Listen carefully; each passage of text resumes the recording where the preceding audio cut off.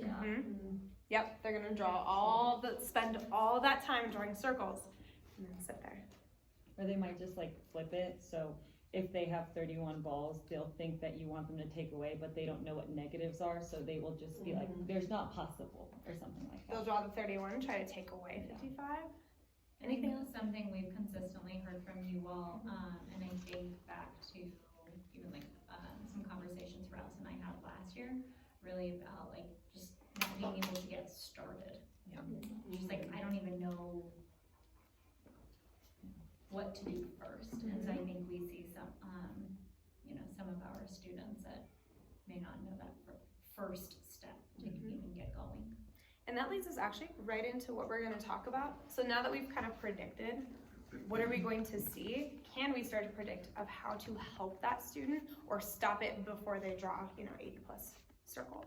So starting with Ms. Rivera's point about they don't even know to get started. What's something we could do to prompt the student to get started without telling them what to do? Comprehension question. A comprehension question. What does that sound like? Does Max need more or less than 55? Does Max need more? Repeating that comp question on carpet. And especially if that student is still confused, taking that time to go through. What else could we ask them if they're just sitting there with a blank piece of paper? You could ask them what the total was. You'd ask them what the total was. You can repeat the question. Repeating the question. They may have just spaced. They may have not had any idea. They might just see numbers. Being able to say, can you repeat the problem to me? And say, Max has 31 bouncy balls. And especially that last part. Make sure they understand the problem because they might have been on carpet and we were somewhere else. So that leads us into, now that you have that first part, jump back. Now that you have that first part, as you think about misconceptions in your class, that's where we're gonna take some time for that intervention. How are we helping students get started? How are we making sure they don't sit there and draw 80 plus circles? How do we make sure we stop those before they get started? So let's go to that next question. You see a student drawing circles like crazy.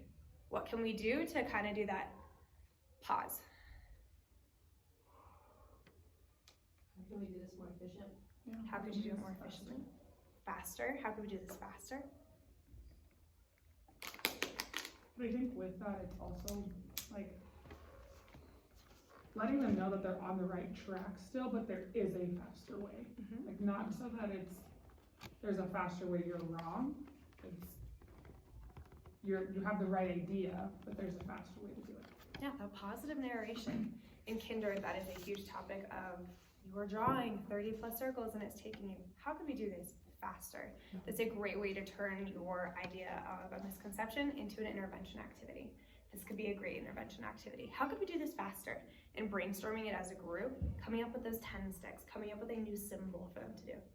Sometimes I feel though like our students don't have enough knowledge of place value and number sense to make those connections. Like I think that some of our higher students do, like I would say in my classroom maybe like 5 of them do, but I think the others like unfortunately need to draw on the circle. So what do you do in that case when like they don't understand that a team number is made up like 1 10 and 5 1s, like and they're not there yet.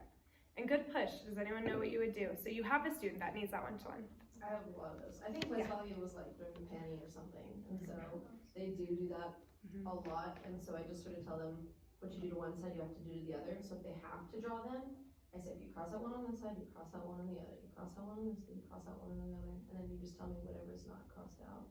But I make them do it one-to-one. It takes a long time. Like drawing everything is what you're saying, right? Yeah. So I make them draw like it'll be like Max and Just Max and then like the missing number, right? Yeah. So they'll draw like there's a 55 and then there's a 31. And so if they have to do that, they'll cross out one here, one here. And it's worked for a few of them. Another effective way, view the student that needs to match one-to-one, utilizing things like cubes. They won't have to take the time to draw them out. That would be a good student to pull like back table. You can count to 31 faster than you can draw those circles. Maybe we initiate with cubes first. That'll be a good spot for those 10s. But I agree, as those numbers start to get bigger, like I'm thinking about where our first grade friends are. A lot of them still have that one-to-one, they don't see that group of 10 yet. So as we start to see that, they may need to have that, I'm gonna say here and do it. And so that'll be a good notation when we take that, like Max used one-to-one with circles. So that maybe that's a friend we grab to the back table we use with cubes. But thank you for that push.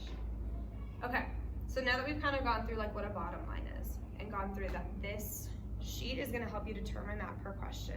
What does a student need to be able to be successful? If a student doesn't understand and can't match one-to-one, they're not gonna be successful with this problem. And that shows us then what an intervention would look like. So then let's talk about habits of discussion, because this is another great area where we can start to see our class be those facilitators for conversations of how we get to an answer, right? That student-led conversation. So what's the purpose of habits of discussion? Why do we spend so much time talking about habits of discussion in CGI? Shows the student that there's more than one way to figure out a problem. Talk about that trauma with